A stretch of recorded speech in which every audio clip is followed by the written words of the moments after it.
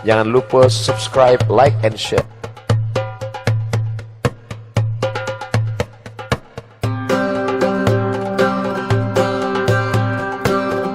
Jangan berkecil hati kita tidak bisa sholat tarawih di masjid.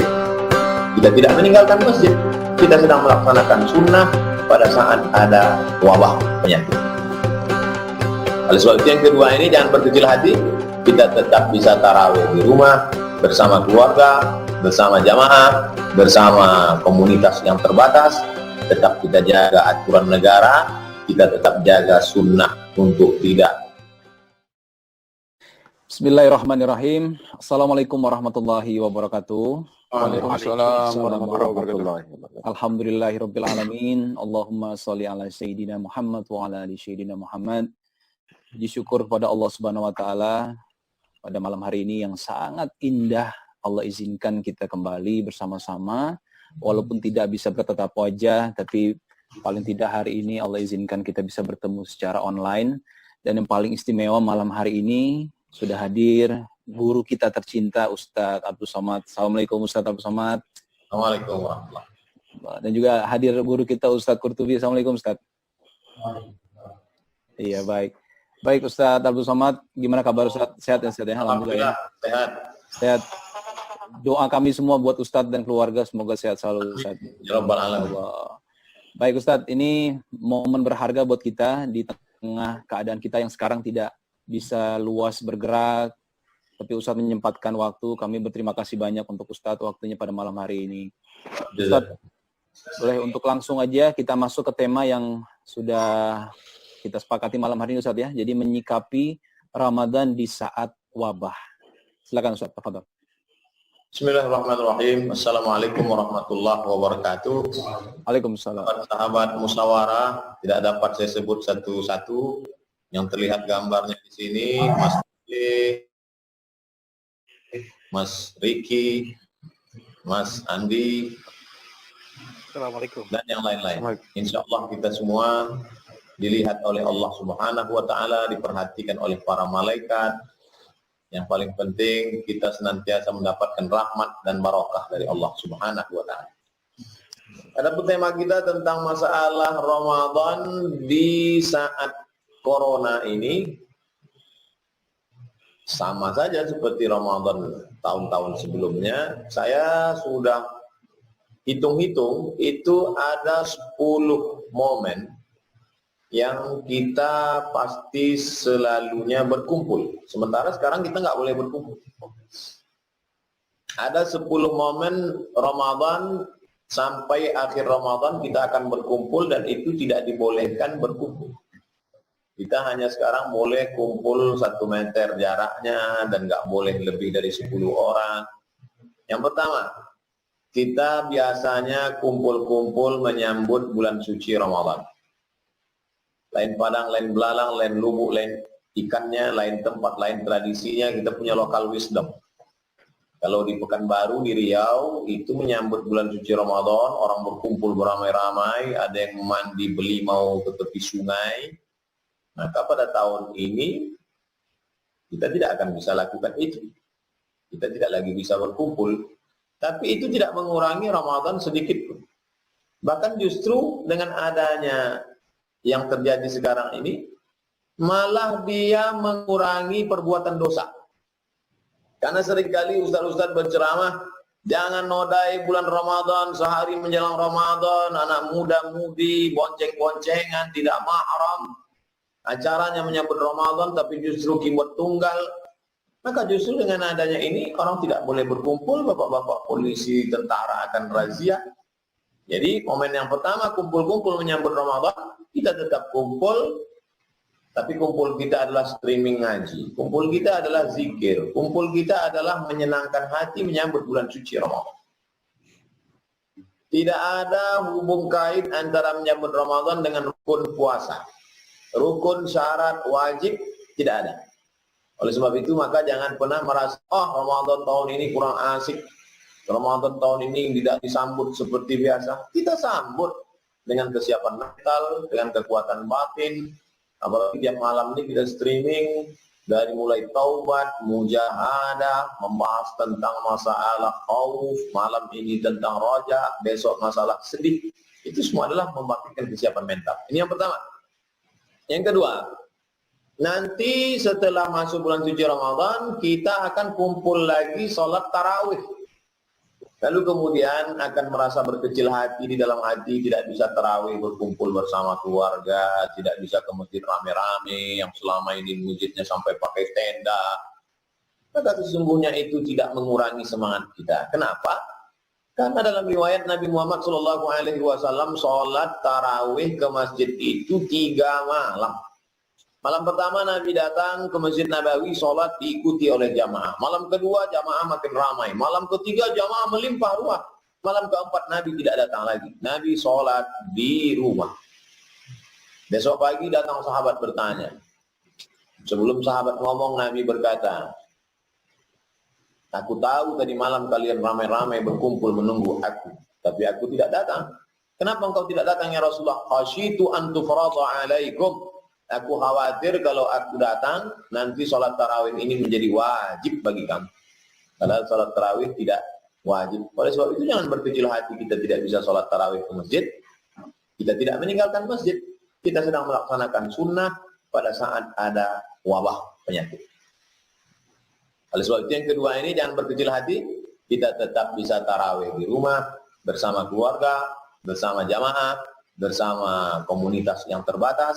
Tetap kita jaga aturan negara, kita tetap jaga sunnah untuk tidak menggabungkan diri bersama orang yang terkontaminasi. Dan sahabat-sahabat, dokter, perawat di rumah sakit, selesai tugasnya, silakan sholat tarawih sendirian. Atau berdua, bertiga, berjamaah di musola rumah sakit.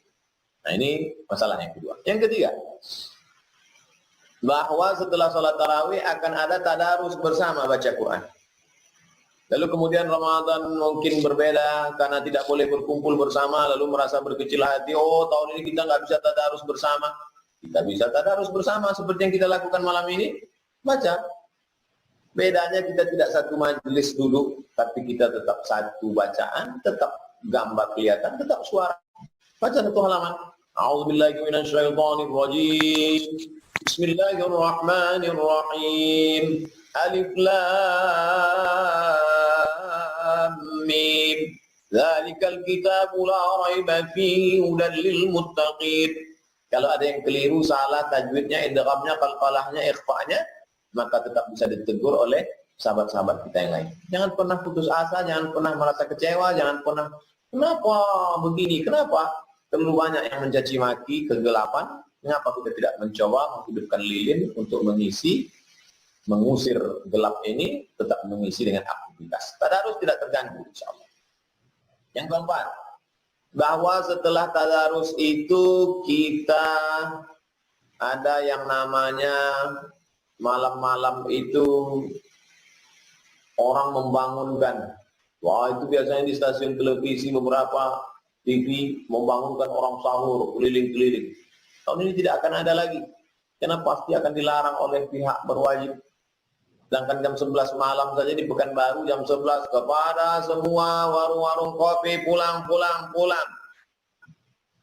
Oleh sebab itu maka apakah ini mengurangi Ramadan kita? Tidak. Karena ini tidak ada hubung kait dengan rukun, syarat, wajib, sunnah. Oleh sebab itu kita tetap bangun sahur seperti biasa. Kita bisa call jamaah kita bisa ajak nanti jam sekian kita akan pertemuan, kita akan masing-masing menelpon grup. Jadi bedanya hanya saja kita tidak ada kontak fisik dekat, tapi hati kita dekat. Berapa banyak orang yang hatinya dekat, walaupun jaraknya jauh. Sebab itu ini adalah salah satu cara untuk melihat bagaimana kedekatan kita yang sesungguhnya. Yang kelima setelah orang bersahur biasanya sholat subuh ke masjid, pulang dari masjid mulailah muncul asmara subuh. Bahkan beberapa MUI provinsi mengeluarkan fatwa haram asmara subuh, bonceng-boncengan. Justru tahun ini tidak akan ada asmara subuh. Karena orang tidak ke masjid, tapi kita tidak meninggalkan salat subuh, kita tetap salat subuh berjamaah, kita tetap mencari ridha Allah Subhanahu wa taala. Oleh sebab itu maka poin yang kelima, bahwa sebetulnya ada hikmah-hikmah di balik ini semua. Tidak akan ada orang bonceng-boncengan, pulang dari masjid, pakai mukenanya diletakkan di tengkuk, laki-laki perempuan justru merusak Ramadan. Nah, ini artinya jangan pernah risau dengan kondisi seperti ini, karena di balik itu semua ada kebaikan-kebaikan. Asa antara kerahu syai'an. Boleh jadi kamu benci sesuatu, wa huwa khairul lakum, itu baik bagi kamu. Asa antara kerahu syai'an. Boleh jadi kamu tidak suka sesuatu, wa yaj'alallahu fihi khairan katsira. Justru dijadikan Allah di balik itu ada kebaikan-kebaikan yang sangat banyak. Kacamata kita terlalu tipis untuk membaca hikmah-hikmah yang diberikan Allah Subhanahu wa taala. Yang kelima, biasanya kita ada acara i'tikaf bersama. Taharraw lailatul qadri fil ashril awakhir min Ramadan. Carilah Lailatul Qadar 10 terakhir Ramadan. Selama ini kita mencari jadwal, malam pertama di masjid ini Ustaz apa, malam ke-22 di masjid ini Ustaz apa, malam 23 di masjid ini Ustaz apa. Malam ini Ramadan tidak lagi ada itu. Apakah andai terjadi, kita tetap berharap bahwa suasana normal, tapi andai kita sudah siap mental, maka sesungguhnya tidak mengurangi Ramadan kita sedikit pun. Kenapa? Karena kita bisa laksanakan sholat tahajud di rumah. Sholat tahajud tidak disyaratkan.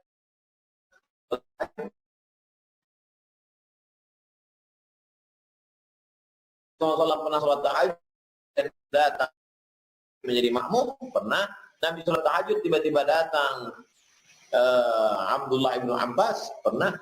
Oleh sebab itu maka tidak ada kendala untuk sholat tahajud, tetap seperti biasa. Yang ke masalah ini memang karena sepakat 3 mazhab.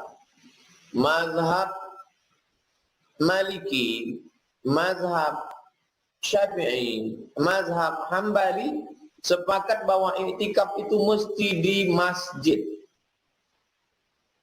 Dalam fikih masjid itu ada 2. Masjid yang di sana dilaksanakan sholat 5 waktu. Sholat subuh, sholat zuhur, sholat maghrib, sholat isya, sholat subuh, sholat zuhur, sholat asar, sholat maghrib, sholat isya. 5 waktu, namanya masjid. Tapi ada masjid yang dilaksanakan satu lagi sholat Jumat. Masjid ini disebut dengan masjid jami'. Syarat boleh i'tikaf di 2 tempat, masjid dan masjid jami'. Masjid ada sholat 5 waktu tapi tidak ada Jumat. Masjid jami' ada sholat 5 waktu plus Jumat. Di tempat kita sekarang yang masjid itu surau, langgar, musola. Surau, langgar, musola boleh i'tikaf. Masjid Agung, Masjid Islamic Center, masjid besar, masjid raya boleh i'tikaf. Begitulah nampaknya kehebatan mazhab. Maliki tidak boleh i'tikaf di luar masjid. Hambali tidak boleh. Syafi'i, tapi ada satu mazhab membolehkan i'tikaf di musallal bait. Musalla tempat bait di dalam rumah. Tentu tidak kita semua punya rumah besar yang ada ruang musallanya. Ada di dalam rumah, itu satu tempat khusus biasa tempat sholat. Maka menurut mazhab Hanafi boleh iktikaf di situ dan mendapat pahala itu. Makanya perbedaan mazhab ini bukan membuat kita menjadi bertentang berkelahi, tapi justru pada saat darurat, mazhab Hanafi, Maliki tidak ada, Syafi'i tidak ada, Hambali tidak ada, justru mazhab Hanafi ada. Jadi boleh kita pakai pendapat ini karena dalam keadaan darurat, maka kita tetap bisa iktikaf andai nanti di masjid tidak diperbolehkan. Yang ke-8, bahwa biasanya bayar zakat fitrah, kita ramai-ramai datang ke masjid. Saya bayarkan zakat fitrah saya tahun ini. Saya bayarkan zakat fitrah anak saya tahun ini. Saya bayarkan zakat fitrah pembantu saya tahun ini. Kita dilarang, kita tidak bisa beramai-ramai. Apakah pembayaran zakat fitrah itu mesti diserahkan sendiri? Bagaimana kalau tidak diserahkan? Menyerahkan zakat fitrah, menyebutkan niat akadnya, hukumnya sunnah, bukan syarat. Makanya ada orang membayar zakat melalui Basnas, melalui website. Boleh, bisa. Oleh sebab itu jangan sampai merasa terganggu tentang teknis pembayaran zakat fitrah. Yang ke-9, tentang masalah takbir. Wa litukmilul Ramadan 29 atau 30. Walitukabbirullaha ala ma hadakum. Bertakbirlah kamu sesuai dengan petunjuk hidayah dari Rasulullah SAW. Allahu Akbar, Allahu Akbar, Allahu Akbar. Selama ini takbir itu ramai-ramai di jalan, terpas oleh bupati, keliling jalan. Lalu kemudian kita tetap berharap seperti itu. Andai terjadi tidak seperti itu, apakah berkurang kemuliaan malam Idul Fitri? Tidak. Karena takbir tidak mesti di jalan, takbir tidak mesti ramai-ramai. Kita di rumah masing-masing. Yang duduk di rumah takbir. Ibu-ibu yang menyiapkan kue-kue untuk besok pagi sambil masak opor ayam, sambil masak ketupat, masih bisa bertakbir. Allahu Akbar, Allahu Akbar. Walitukmilul iddata, sempurnakan bilangannya. Walitukabbirullah, agungkan Allah. Ala ma hadakum wa la'allakum tashkurun. Dengan bertakbir itu kamu menjadi orang-orang yang bersyukur kepada Allah SWT. Yang terakhir, yang ke-10. Bagaimana dengan sholat Idul Fitri? Kita tetap berharap kita bisa sholat Idul Fitri. Tapi andai, nanti saya diminta temanya bagaimana melewati ini andai terjadi, fikih khusus, maka saya sudah carikan referensi dari para ulama. Kita sekarang tidak boleh berkumpul lebih dari 10 orang. Sementara sholat Idul Fitri, adakah mazhab yang mengatakan boleh kurang dari 10 orang? Inna salatal Aidi, sesungguhnya sholat Idul Fitri, Idul Adha, tan'aqidu bi arba'atin, sah dilaksanakan 4 orang. Imamun, 1 orang imam. Wa salasatun mu'tamin, 3 orang makmum. Imam depan, 3 makmum di belakang. Li'annahu adadun yazidu ala aqallil jam'i, karena 4 orang itu sudah lebih dari batas minimal jamak. Dalam bahasa Arab 1 mufrad, tunggal, 2 musanna, 3 jamak. Maka lebih dari 3 sudah bisa. Menurut pendapat siapa? 4 imam. Imam Abu Hanifah, Imam Hanafi, Imam Muhammad bin Hasan Asy-Syaibani, Imam Laits bin Sa'ad, dan Imam Zufar mengatakan boleh. Dalam keadaan ini maka kita bisa mengambil pendapat mazhab para ulama. Tapi bagaimana dengan mazhab Syafi'i, Ustaz? La tan'aqidu, tidak sah salat bi aqalli, kalau kurang min 40 rajulan, mesti 40 orang. Mazhab Syafi'i sama seperti salat Jumat, Idul Fitri, Idul Adha, 40 orang. Kurang dari 40 orang enggak bisa.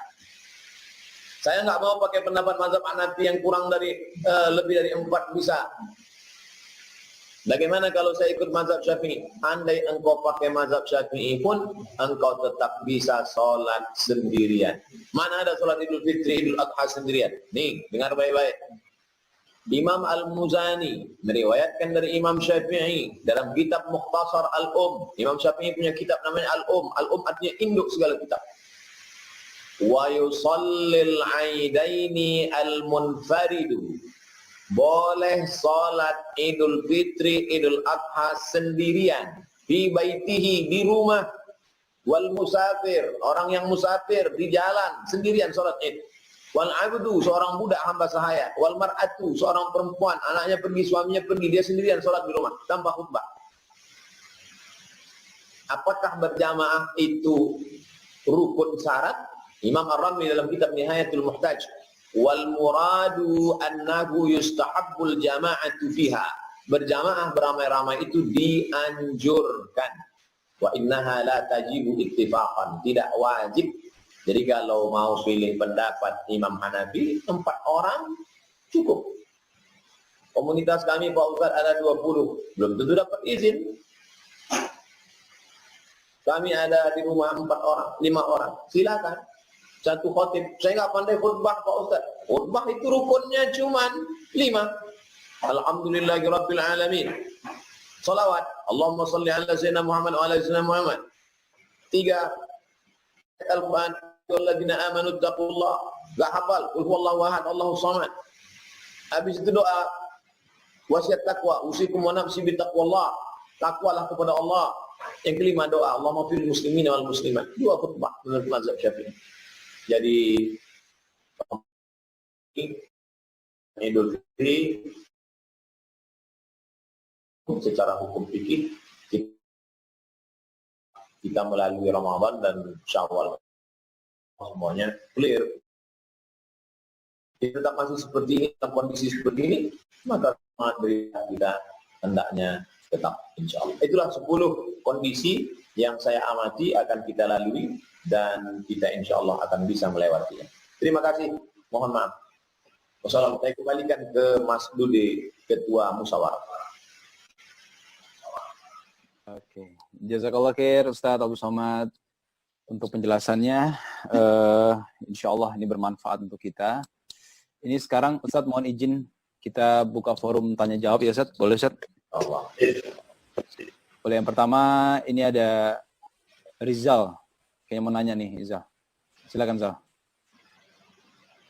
Ada yang mau tanya Zal?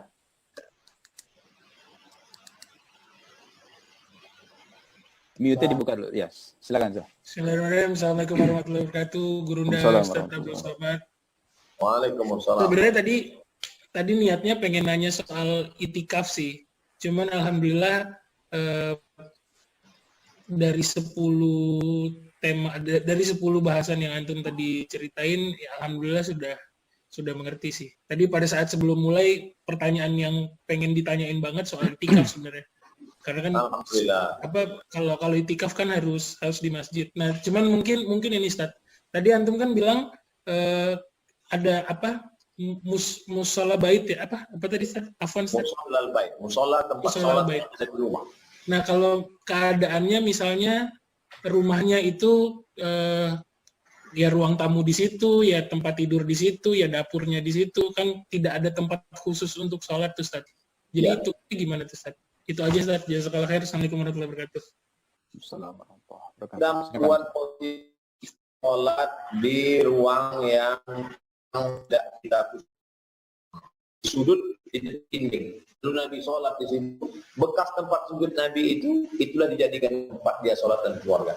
Dan sebab itu kita cari di ruang tamu di rumah kita di pojok yang langsung ke dinding arah kiblat, gelar sajadah di situ, dilaksanakanlah di sana i'tikaf, karena itu dianggap sebagai musolla al-bait, tempat sholat di dalam rumah, seperti yang Muhammad sallallahu alaihi. Oke, Ustadz, tadi pertanyaan dari Dedi, kayaknya kurang jelas, nanti kita ulang lagi. Ya. Silakan. Udah jelas, Dedi? Assalamualaikum. Waalaikumsalam warahmatullahi wabarakatuh. Silakan. Afwan, tadi suaranya nggak bagus ya? Iya, kurang jelas. Afwan, Diulang lagi, Assalamualaikum Ustaz. Afwan, saya ulang Ustaz. Jadi di kebiasaan di tempat kita itu ada Nisfu Sya'ban yang guru-guru kita ngajarin untuk baca Yasin 3 kali. Karena Nisfu itu sebagai pengganti buku gitu kalau bahasa orang sini bilangnya gitu. Dan Nisfu Sya'ban itu adalah seperti qobliyah sebelum zuhur untuk menghadapi zuhur sendiri yang Ramadannya itu zuhur gitu. Misalnya kayak gitu Ustaz. Terus ada sebagian dari yang teman-teman bilang itu nggak ada tuntunannya katanya. Apakah itu masih boleh dilaksanakan atau bagaimana Ustadz, dan sejarah Nisfu itu sendiri kalau boleh ada ilmunya mohon di-share Ustadz. Jazakallah khair. Gimana Ustadz? Assalamualaikum warahmatullahi wabarakatuh. Assalamualaikum warahmatullahi wabarakatuh. Waalaikumsalam warahmatullahi wabarakatuh. 2 minggu yang lalu kita sudah bedah buku ini. Baca dari awal sampai akhir. Syadzarat fi Fadail Lailatin Nisfi min Sya'ban. Ditulis oleh Syekh Hasanin Muhammad Makhluk, Mufti Mesir dulu. Sudah kita bahas dalil-dalilnya. Apakah malam Nisfu Sya'ban itu betul ganti buku segala macam? Udah, tonton. Adapun tentang membaca Yasin pada halaman 28. Taqra'u ba'da salatil maghrib. Baca setelah salat maghrib. Besok 14 Sya'ban, tanggal 8 April, habis salat maghrib besok, baca setelah salat maghrib surat Yasin. Salasa marratin, 3 kali. Al-ula, baca yang pertama biniyati tulil umri, niatnya panjang umur. Wasaniyati, baca yang kedua biniyati daf'il bala, supaya dijauhkan dari bala, termasuk sekarang musibah corona ini. Wa tsalitsah, yang ketiga, min niyatil istighna 'anil nas. Niat supaya mapan, tidak bersandar kepada manusia, supaya independen. Jangan sampai hidup kita didikte orang. Setelah itu berdoa. Insya Allah kalau bacanya pelan, tidak terlalu cepat, tidak terlalu pelan, habis maghrib ke isya 45 menit, tembus 3 kali dan baca doa. Habis isya kita tetap besok streaming, insya Allah. Allah. Baik. Ustadz, ini Jazakallah khair Ustaz. Baik. Mario mau tanya, Mario? Itu dari Anissa Teresia Pardede aja udah nulis dari tadi duluan. Oh, itu dulu ya. Oke, baik. Ustadz, ini ada pertanyaan tapi lewat chat, jadi saya bacakan aja Ustadz ya. Boleh. Afwan boleh tanya, kalau misalkan orang tua minta kita buka bersama dalam kondisi pandemik seperti ini, padahal kami tinggal di zona merah yang mungkin bisa menjadi mudarat jika memaksakan datang ke rumah orang tua. Baiknya bagaimana Ustadz? Jazakallah khair. Assalamualaikum warahmatullahi wabarakatuh. Bapak-bapak, ibu-ibu, kakek-kakek, nenek-nenek, eyang-eyang. Kami sadar bahwa kalian sayang pada anak, pada menantu, pada cucu-cucu. Tapi ternyata betul, al-hubbu yu'mi wa yusim. Cinta itu kadang membuat tuli dan buta. Tuli sehingga tidak lagi mendengar apa kata dokter-dokter dan perawat-perawat yang sudah terpapar, bahkan mereka sudah meninggal sebagai syahid. Apa kata pesan dokter-dokter itu? Orang tua paling rentan, orang tua paling lemah imunnya. Oleh sebab itu anak kalian sayang pada kalian. Mereka sayang tapi tidak dengan ikut buka bersama. Karena mereka sadar mereka tinggal di zona merah. Bisa saja saat berhenti di jalan, tangan mereka menyentuh. Lalu sampai ke rumah, tubuh mereka kuat karena mereka masih muda. Oleh sebab itu pahamilah bahwa kebersamaan tidak hanya dengan kedekatan fisik, tapi kebersamaan munajatmu di tengah malam. Doakan anak-anak, doakan menantu, doakan cucu-cucu. Nah, saya paham sulit bagi sahabat-sahabat, kawan-kawan untuk bicara seperti itu ke orang tua. Tapi tinggal mereka. Mudah-mudahan mereka mau menerima. Kalaupun mereka mau, somat saja.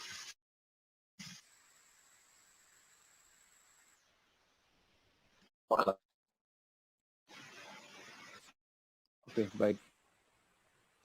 Ya Ustadz, sudah kami tangkap tadi Ustadz jawabannya. Sekarang Mario? Orang ya.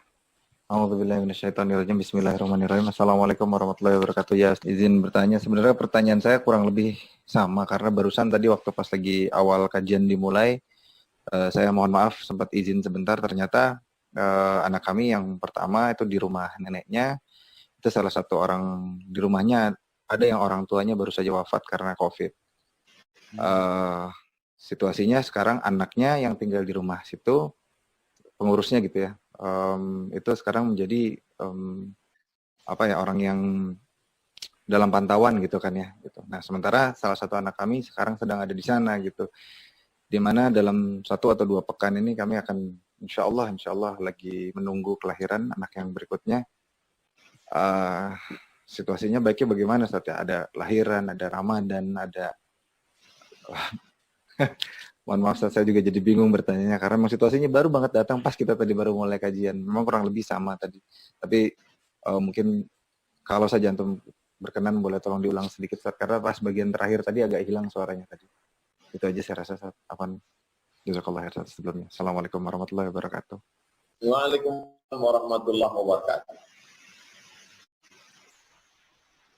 Bapak-bapak, ibu-ibu yang dimuliakan Allah Subhanahu wa taala, ada kasih sayang antara seorang ibu dengan seorang anak, dengan menantu, dengan cucu, mau duduk bersama, mau kumpul bersama, mau buka bersama, mau sahur bersama, etika bersama. Tapi juga kita diajarkan tidak hanya kasih sayang di hati, kita juga diajarkan rasionalitas akal pikiran. Dalam Islam diajarkan kalau ada 2 mudarat, yang satu lebih tinggi, lebih berat resikonya, yang satu lebih ringan, maka kita disuruh untuk memilih yang lebih ringan. Akhafud dararain. Berpisah jauh itu mudarat, seolah-olah silaturahim seperti putus. Tapi mendekat, maka ada mudarat yang besar. Apa kata Allah? La tulqu bi aidikum ila tahlukah.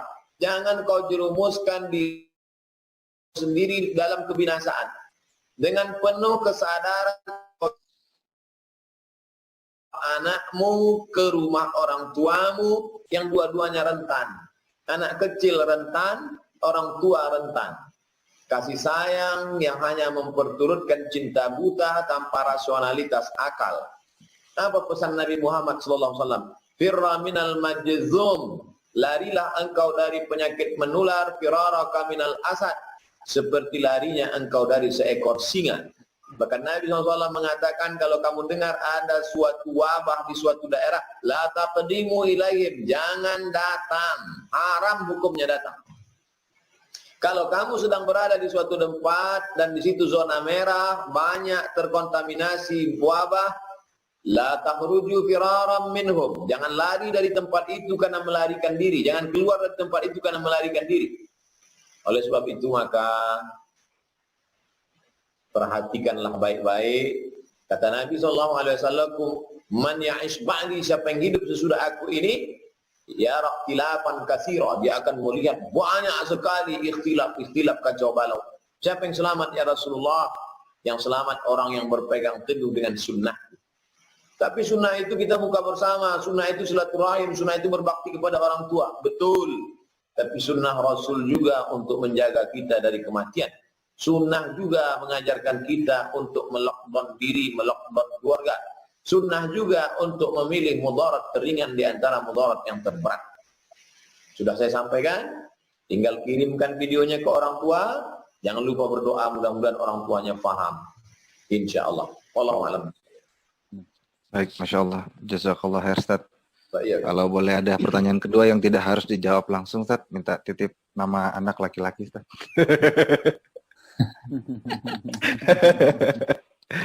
Masih ada 2 minggu insya Allah, Ustaz. Deadline-nya. Kalau tidak berkeberatan, Ustaz. Jazakallah khair, Ustaz.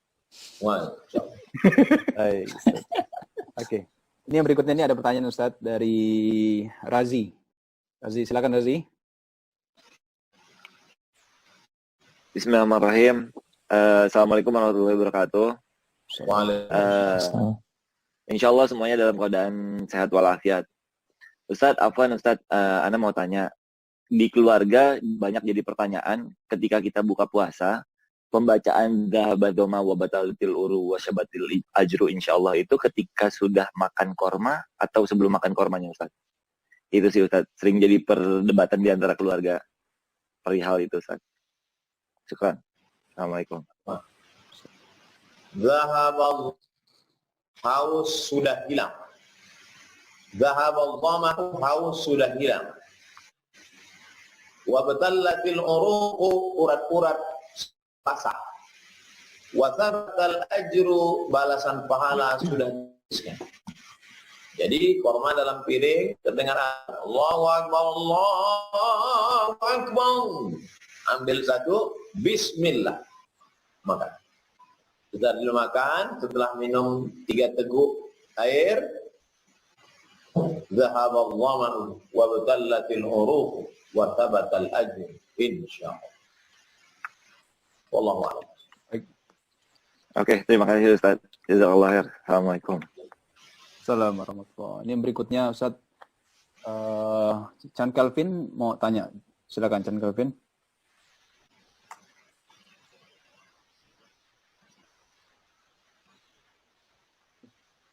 Assalamualaikum warahmatullahi wabarakatuh, Ustadz.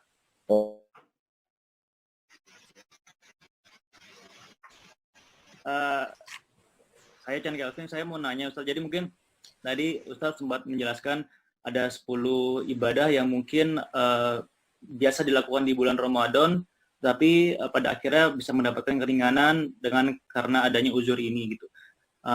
Yang pengen saya tanyakan adalah ya mungkin selain ini banyak teman-teman di sini yang suka melaksanakan yang namanya sholat syuruk, Ustadz. Dan saya pernah dengar hadisnya, barang siapa sholat pagi secara subuh berjamaah di masjid, kemudian duduk berzikir sampai kemudian waktu terbit matahari, dan akhirnya dia melakukan sholat 2 rakaat, maka sepertinya pahala seperti menunaikan ibadah haji dan umroh sempurna. Nah, itu dulu saya pernah dengar katanya ini cuma bisa dilakukan di masjid, Ustadz. Nah, karena adanya uzur seperti ini, apakah bisa dilakukan di rumah juga kah, Ustadz? Gitu kalau khair, Ustadz. Assalamualaikum warahmatullahi wabarakatuh. Waalaikumsalam warahmatullahi wabarakatuh. Yang kita alami ini adalah belum tentu dialami oleh bapak kita, belum tentu dialami oleh kakek kita. Tsunami pernah terjadi, tapi satu daerah kawasan saja. Influenza pernah terjadi, tapi penyebarannya masif ini. Oleh sebab itu ini darurat amat sangat tingkat tinggi. Nah, karena darurat tingkat tinggi, maka kemudahan idza baqal amru ittasa. Kalau suatu masalah itu menyempit, hukum melapang, diberikan Allah keringanan. Maka kalau i'tikaf dipakai pendapat nama yang paling bawah, yaitu musallal bait, maka kita ingin mendapatkan sholat isyraq juga kita laksanakan. Kalau boleh di musallal bait i'tikaf yang lama, hari 10 malam boleh di musalla al-bait, musalla di rumah, maka sholat isyraq yang hanya 1 jam dari sejak subuh sampai terbit matahari, lewat 15 menit, hanya sekitar 1 jam seperempat menit, 75 menit, maka itu dibenarkan juga di dalam musalla al-bait. Man sholla subha fi jama'atin, sholat subuh berjamaah di musalla al-bait. Summa qa'ada yadhkurullah hatta tatlu'a syams, sampai terbit matahari. Summa yusalli rak'ataini, setelah itu sholat sunat 2 rakaat.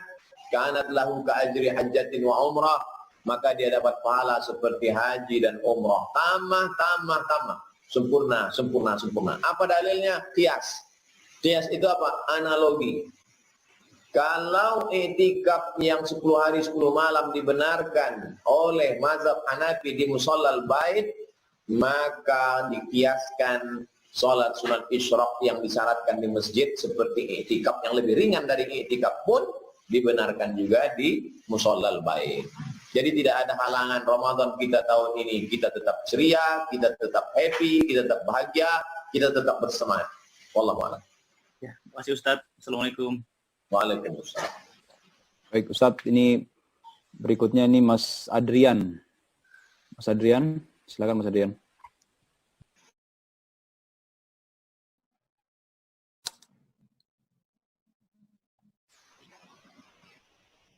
Mas Adrian? Oh, udah ada di chat ya? Dek, bisa dengar, Dek? Oke, silakan Mas. Ya, Assalamualaikum warahmatullahi wabarakatuh, Ustadz yang tersayang. Waalaikumsalam. Ya, afwan Ustadz, beberapa waktu yang lalu kita seluruh masyarakat Indonesia mendapatkan kabar dan himbauan langsung dari Menteri Agama untuk mempercepat pembayaran zakat, baik mal maupun juga zakat fitrah di awal bulan Ramadan. Sebenarnya bagaimana hukumnya Ustadz? Karena sepengetahuan saya yang fakir ilmu ini, untuk khususnya pembayaran zakat fitrah itu ada waktunya. Ya, silakan Ustadz. Terima kasih Ustadz. Assalamualaikum warahmatullahi wabarakatuh. Waalaikumsalam warahmatullahi wabarakatuh. Yang pertama saya jawab dulu zakat mal. Zakat mal yang umumnya kita adalah gaji pendapatan bulanan, maka jawazu ta'jiliz zakah qabla awaniha. Begitu disebutkan dalam kitab Al-Fiqhul Islami wa Adillatus Sifat. Jawazu ta'jiliz zakah qabla awaniha. Boleh menyegerakan zakat sebelum waktunya. Misalnya dia sampai nisabnya pada tanggal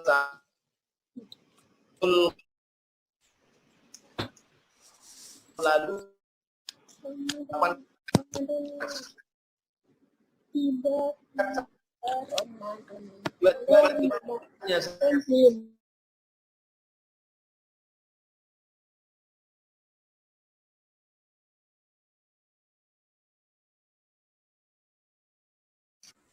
yang kedua zakat fitrah Mara dan tiba lirik Boleh. dan tiba mara. Tiba. 2 waktu.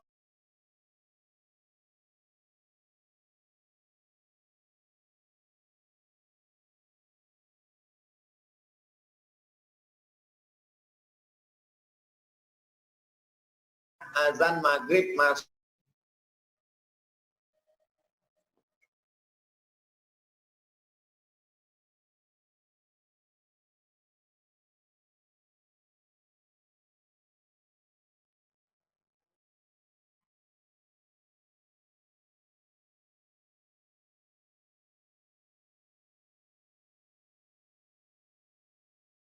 Jam.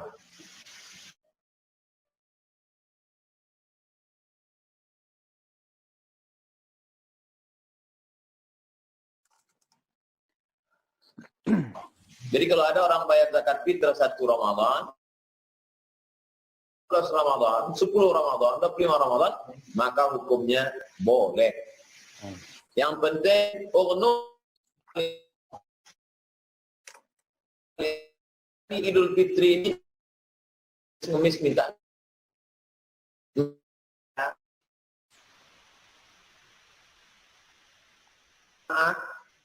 untuk membayar zakat ataupun bersedekah. Kami tadi bagi 3 kali pembagian. 10 April, 10 Mei, 10 Juni. 10 April persiapan menyambut Ramadan, 10 Mei persiapan menyambut Idul Fitri, 10 Juni persiapan mana tahu ini berkelanjutan. Buat paket 10 kg beras, 1 kg gula, 1 kg minyak. Yang punya kemampuan mau di berapa paket, kita hantarkan ke rumah saudara kita yang kurang mampu. Ini yang bisa kita lakukan. Zakat bisa juga dalam bentuk sedekah. Wallahu a'lam. Baik, Ustaz. Berikutnya Mas Ipo ya. Silakan Mas Ipo. Ya, Assalamualaikum Ustaz. Waalaikumsalam. Barakallah. Barusan dapat salam Ustaz dari Imam Samsi Ali dari New York. Waalaikumsalam. Salam kembali. Warahmatullahi wabarakatuh. Ya Ustaz, langsung aja. Ini terus terang di lingkungan saya, di kompleks saya lumayan rawan. Yang meninggal sudah ada, yang PDP udah beberapa. Bahkan yang di rumah ada, yang di rumah sakit juga ada. Dan di kalangan mitra-mitra saya juga, teman-teman saya juga udah ada yang kena. Saya ringkas saja, kalau boleh minta semangat dari Ustadz gitu ya, biar mereka besok dengar atau malam ini dengar, untuk apa ya, nasihat dari Ustadz, semangat dari Ustadz. Mudah-mudahan mereka nanti tetap ini ya, tetap optimis, tetap semangat gitu Ustadz. Mungkin kalau Ustadz yang langsung menyampaikan, mereka akan lebih naik lagi semangatnya Ustadz. Itu aja Ustadz. Assalamualaikum warahmatullahi wabarakatuh. Kepada sahabat-sahabat, kawan-kawan Mas Ipo di komplek perumahan, di tempat bekerja, dimanapun berada, jamaah secara umum di seluruh Indonesia. Pertama, ma asaba min musibatin fil ardi, segala musibah yang terjadi di bumi ini, wala fi anfusikum, yang terjadi pada dirimu, yang terjadi di bumi ini, gempa bumi, virus, gunung meletus, tsunami, banjir bandang, wala fi anfusikum, atau yang terjadi pada dirimu, sakit, jantung koroner, diabetes, illa fi kitabin, sudah tertulis di lauhil mahfuz, min qabli an nabra'aha, sebelum kami menciptakan alam semesta. Allah pertama kali menciptakan qalam, pena. Allah bersumpah demi qalam, nun wal qalami wa ma yasturun, demi pena. Lalu apa kata Allah? Ya qalam uktub, wahai pena, tulis. Maka pena menulis 50,000 sanah, 50.000 tahun qabla an yakhluqas samawati wal ard, sebelum Allah menciptakan langit dan bumi, pena sudah menulis di lauhil mahfuz. Tidak akan mungkin salah tulis. Allah Subhanahu wa taala yang punya kuasa. Yakinkan itu dalam diri. Yang kedua, lan tamuta nafsun, orang tidak akan mati qabla an tastakmil rizqaha wa ajalaha, sebelum rezekinya dan ajalnya penuh. Sebelum rezekinya penuh, sebelum ajalnya full, orang tidak akan mati. Berapa banyak orang mati bunuh diri? Tidak mati. Berapa banyak orang yang disangka tidak mati? Mati. Oleh sebab itu maka kuatkan keyakinan ini. Yang ketiga, apa itu iman ya Rasulullah? Antum minabillah, beriman kau bahwa Allah itu ada mengatur hidupmu. Wa malaikatihi, ada malaikat-malaikat. Wa kutubihi, kitab-kitab. Wa rusulihi, rasul-rasul. Wal yaumil akhir, hari kiamat. Wa biqadri khairihi wa syarrihi, ada takdir baik, ada takdir buruk. 4. Andai mati juga, mati syahid. Apa yang ditakutkan? Andai sakit, sakitnya menghapus dosa, mengangkat derajat.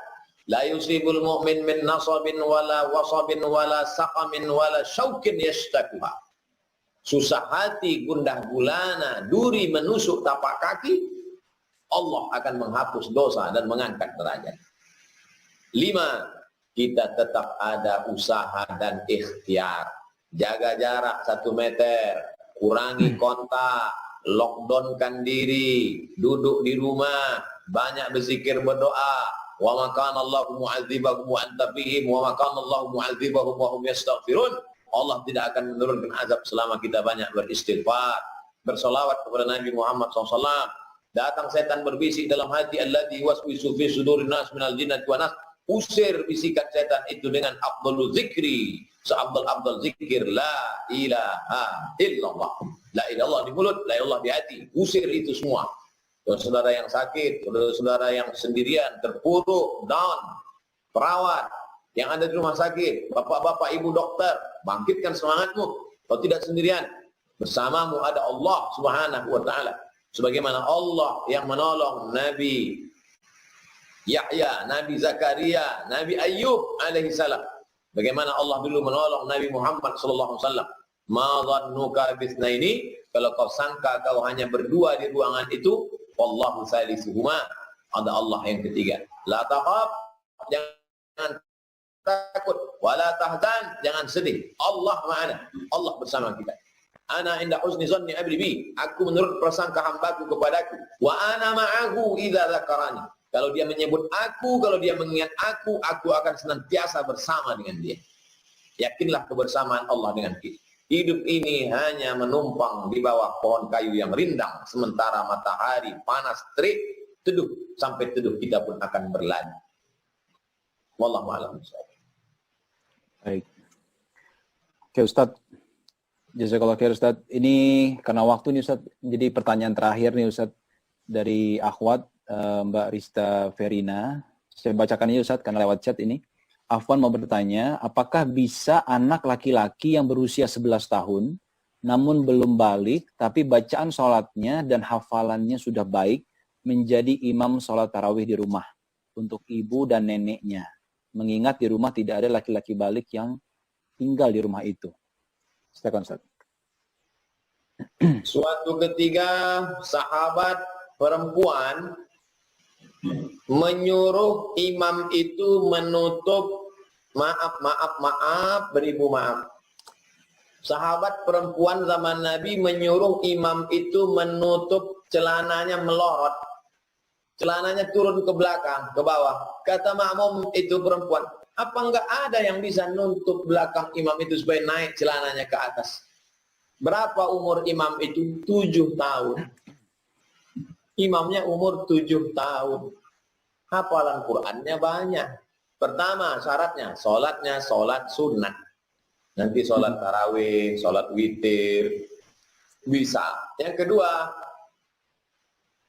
kalau di Sumatera mungkin tidak bisa. Karena di Sumatera orang baru sunat khitan liburan taman SD ke SMP. Tapi di Jawa kan, di Jakarta cepat khitannya. Kalau dia sudah khitan, walaupun dia belum akil balik, 7 tahun. Apalagi dia sekarang sudah 11 tahun. Bacaannya bagus, sudah khitan, suci, wudhunya sempurna, maju jadi imam tarawih.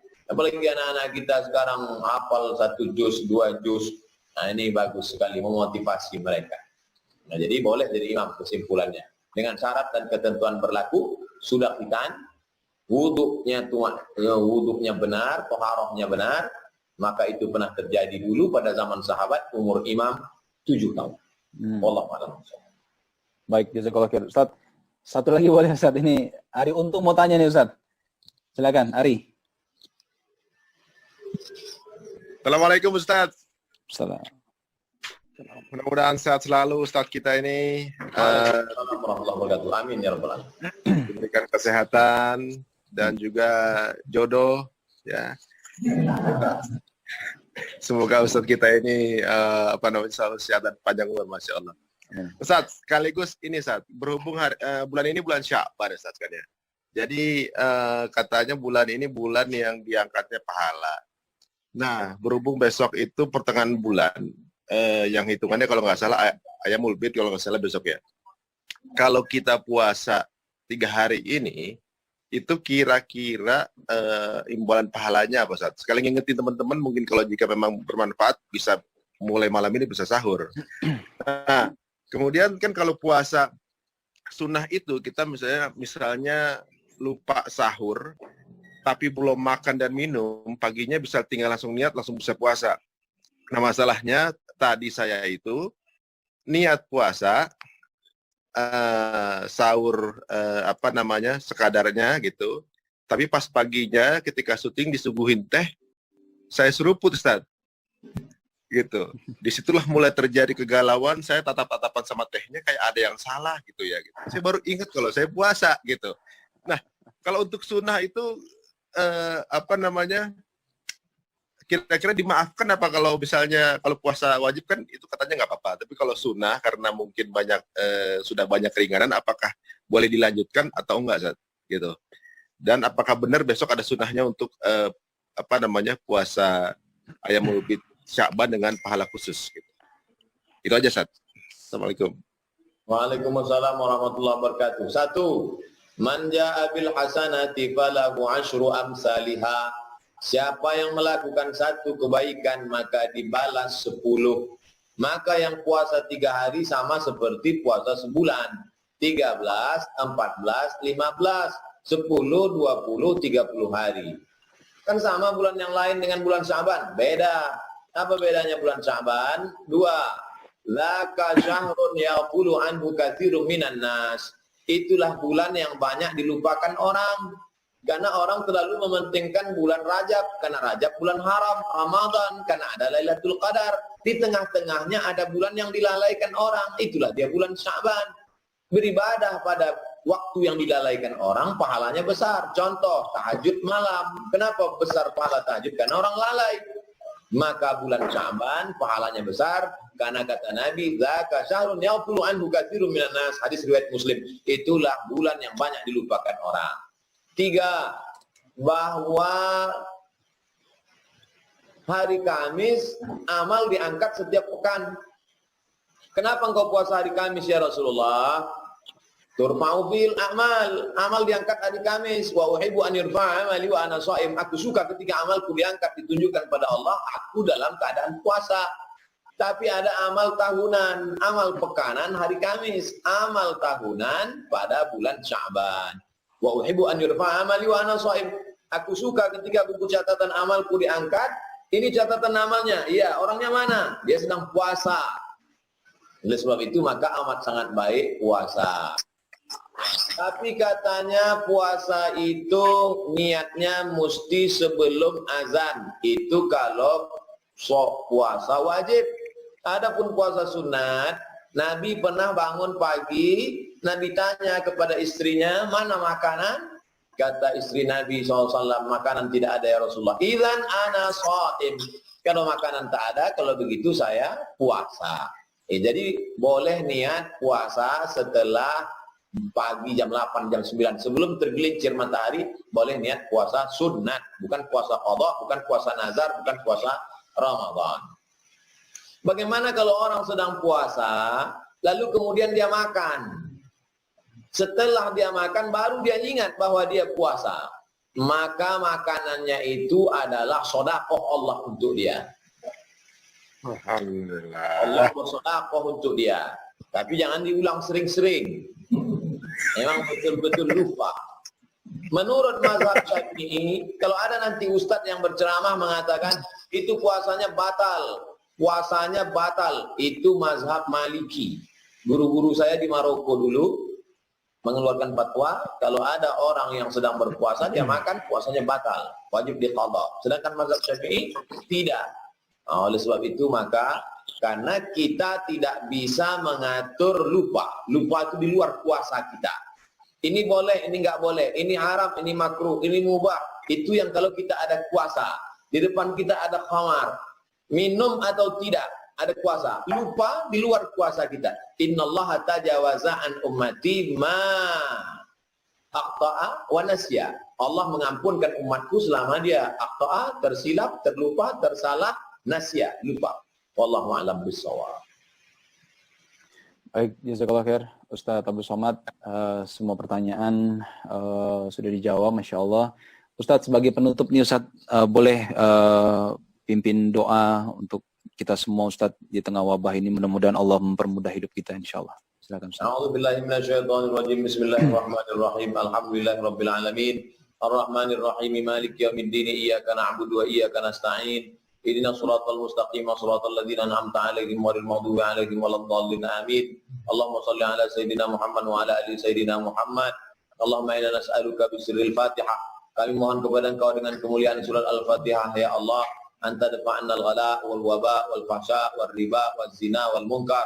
Selamatkan kami, negeri kami, bil khusus jamaah musyawarah dari malapetaka bencana, bil khusus musibah corona ini, ya Allah. Allahumma ja'al jam'ana hadza jam'an marhuma. Jadikan pertemuan kami dalam acara ini walaupun tidak kontak fisik langsung, pertemuan hati kami ini pertemuan yang mendatangkan rahmat, ya Allah. Allahumma tsabbitna 'alal imani wal Islam. Kokohkan kami dalam iman dan Islam.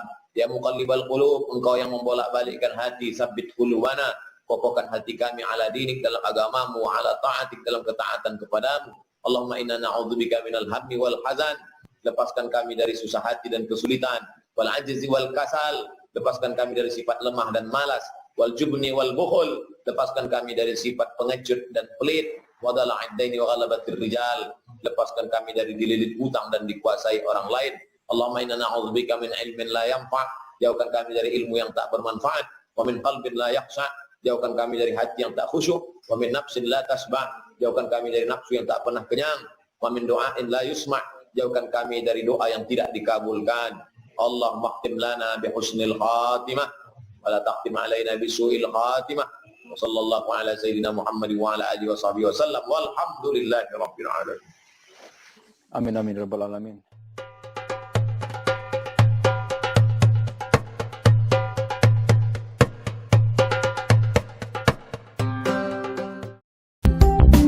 Jangan lupa subscribe, like, and share.